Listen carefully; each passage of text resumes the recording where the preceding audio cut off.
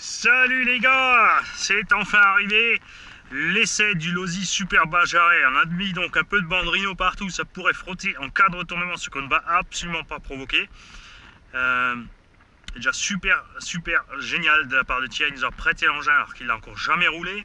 On va donc respecter ça et y aller vraiment mollo. On va pas faire de speed test ni de je sais pas quoi. C'est juste pour voir les réactions du véhicule. Je suis pas inquiet niveau puissance motorisation parce que à mon avis c'est même un peu trop. Par contre, déjà un autre reproche, donc voilà, donc, comme dit, tout est planqué avec les câbles dessous. Le récepteur ici apparent, ça veut dire qu'il prend aussi toute la merde. Le bouton on off, j'ai pas des doigts immenses. Personnellement, je me fais chier pour allumer la voiture. C'est pas réfléchi du tout. Imaginez-vous la fripouille qui essaie d'allumer ce truc, il passera jamais son doigt. Alors, intéressant, sortie du carton, en fait, la direction est inversée. Voilà, ça c'est bon. Alors le cerveau, déjà, alors le trim est sur 0. Regardez la voiture, regardez où elle va. Non. Ceci est une blague Losi. Voilà. Trim est à 0 de la direction. Je suis obligé, là j'ai été obligé de mettre le trim à fond à droite. Après ça m'étonne pas vu que la direction était inversée, le gars a dû le régler direction inversée. Si il le règle. Alors les freins à faible vitesse très faibles, même trop. Alors on va partir en douceur voir quelque chose. Voilà, vous avez vu ça, le clac clac clac clac clac clac, ça veut dire que la transmission, l'étagement est beaucoup trop long. Un engin en brushless doit partir en douceur comme du beurre. Donc là déjà on est vachement trop long. C'est sûr que le moteur a assez de couple pour emmener la voiture à des vitesses plus grandes après.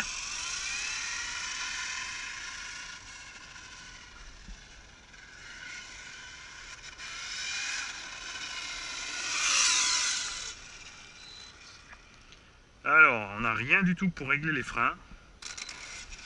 Alors quand on accélère il monte bien du nez. Ça c'est sympa. Et quand on freine par contre on n'a pas vraiment de décrochement. Un petit peu, ouais.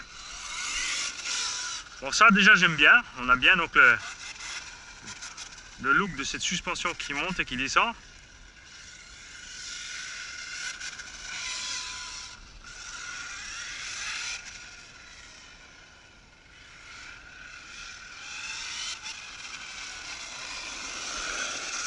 Alors sur le goudron ça se comporte bien. On a bien effectivement le train qui flotte, l'engin qui tangue. Vous voyez, les changements d'appui se font bien. Ça, c'est déjà sympa.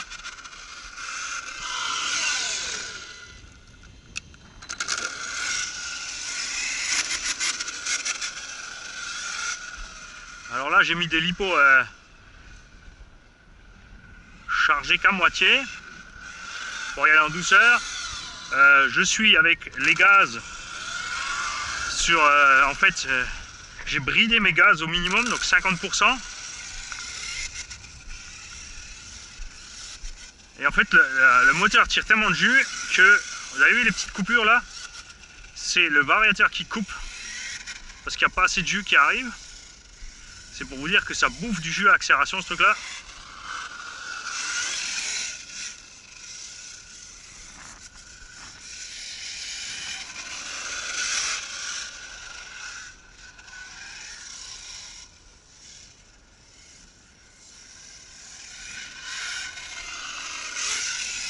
Alors c'est très agréable à conduire par contre.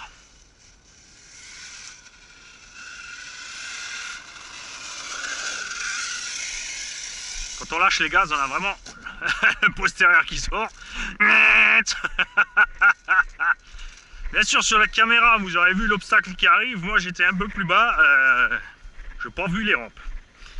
Alors. La raison aussi pour laquelle je les ai mises là, c'est juste ce qu'on veut voir, c'est le décrochement du train arrière en l'air.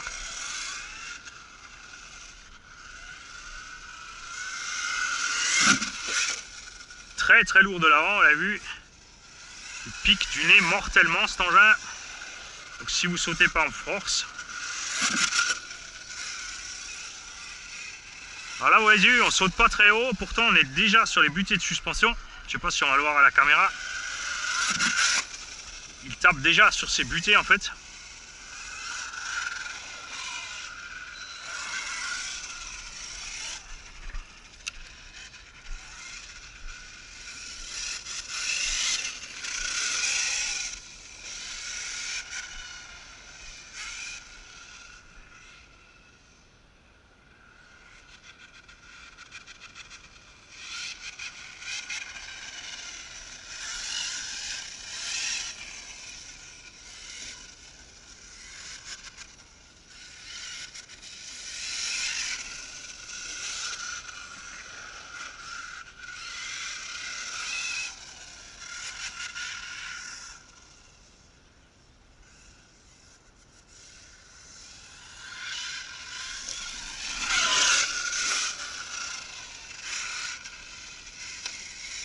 ça, il encaisse bien. Quand on arrive en diagonale sur un obstacle, là, les roues, par contre, là, elles suivent bien.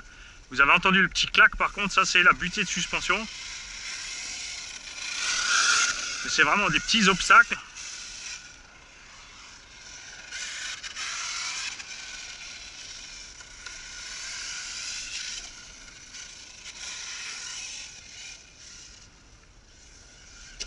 Ah, Thierry. Alors, je me suis fait avoir par un petit rebord de rien du tout. Je ne suis pas inquiet vu que j'ai mis de la bande armée partout. Voilà, vous avez vu, la bande Rhino a tout encaissé. Il n'y a pas de souci.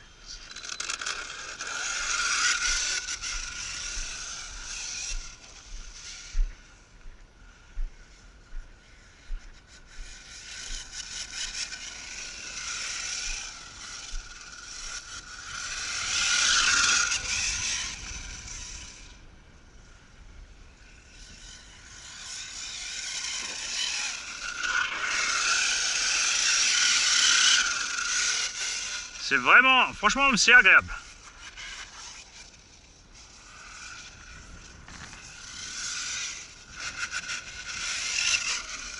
Je suis donc bien agréablement surpris par le comportement dynamique. Bon, là, évidemment, on est loin de ce que l'engin peut faire en perf.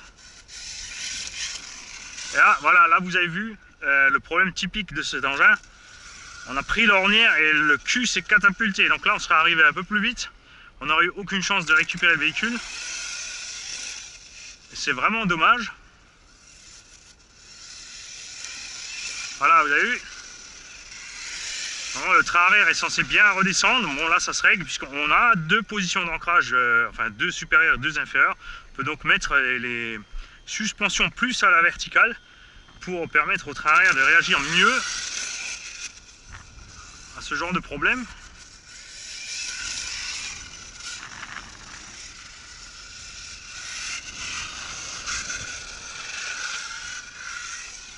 Voilà, encore une fois, vous avez vu.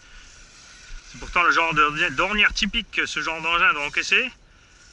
L'Axial Yeti XL est un excellent exemple pour ça.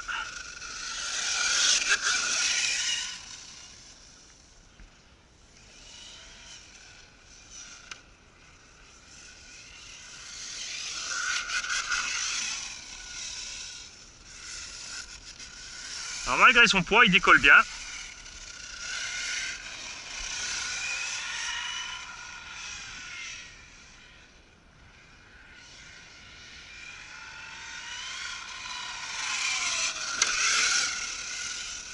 Là aussi, vous avez entendu, j'ai lâché les gaz, le nez a piqué et la petite bosse ici a suffi que les suspensions arrivent en butée. Il y a donc définitivement du boulot à faire là-dessus.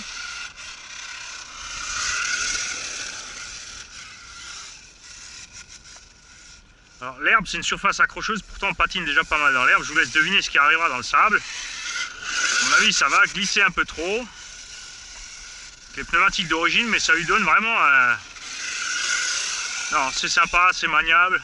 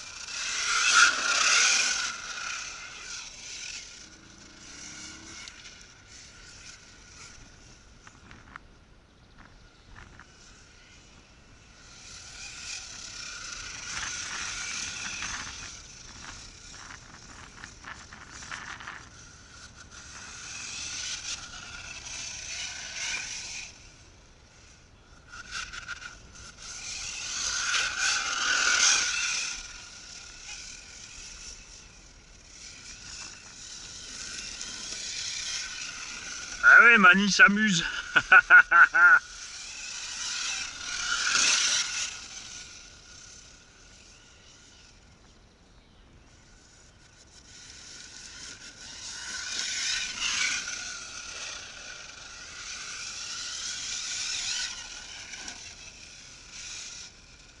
Bon là on voit quand même bien la suspension travailler. Là on voit bien comme les roues elles restent au sol. Voilà.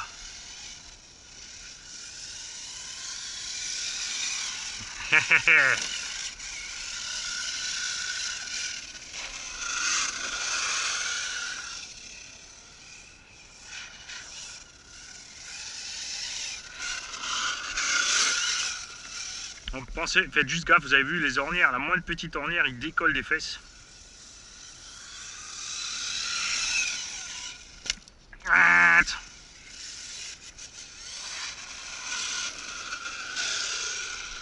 Heureusement Mani il a mis de la bande armée partout.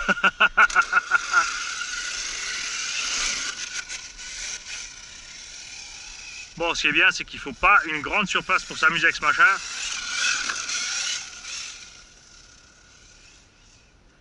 C'est ce que je vous avais dit souvent, on est réconcilié avec l'engin une fois qu'on touche les gaz.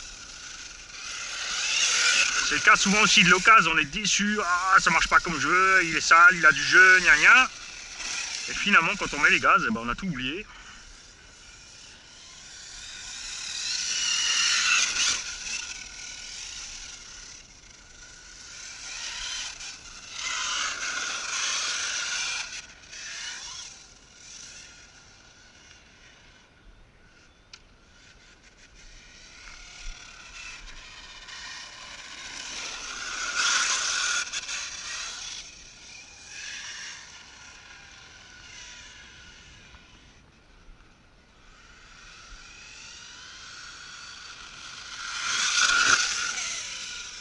Et là, plouf, parti le losi.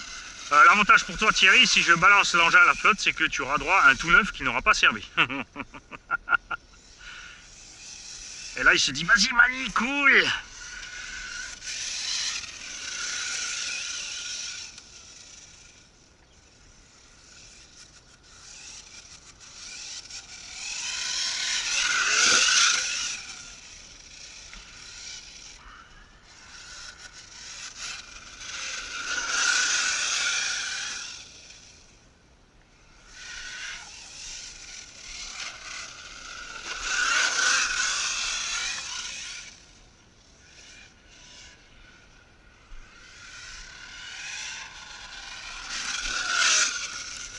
Voilà, ça c'est beau, ça on aime.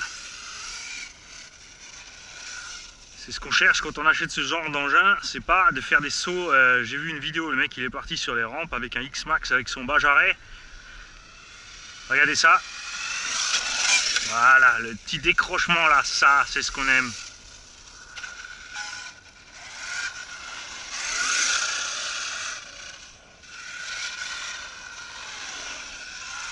Ah là forcément, comme sorti du carton, j'ai dû trimer à fond d'un sens. D'un côté, vous voyez, on n'a absolument plus d'angle de braquage. De l'autre côté, par contre, ça tourne bien.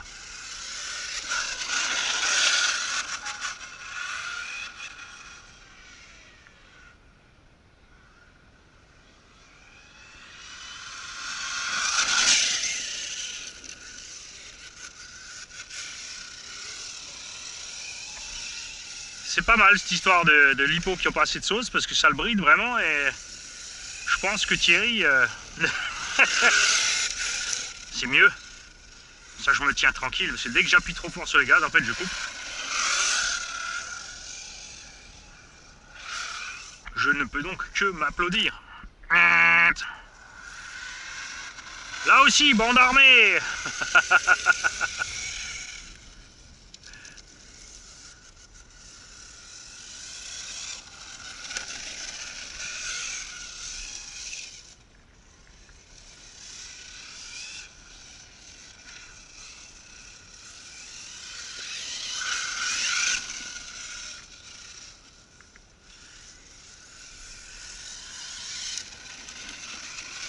Là, on va bien bosser les suspects. Mais il faudra vraiment travailler ce train arrière à plus grande vitesse. Ça va vraiment poser un problème, ce décrochage du train arrière brutal.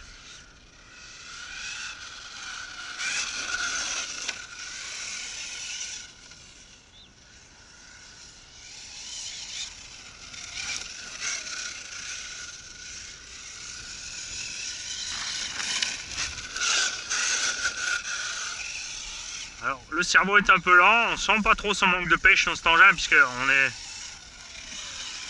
pas souvent en appui et que quand on freine, le train arrière déleste vachement vite. Il faudra voir ce qu'il donne en endurance, c'est généralement là qu'il lâche ce petit cerveau-losi. On a vu dans la R8 ça tient à peu près, dans le DBXL, bon c'est un autre cerveau mais catastrophe.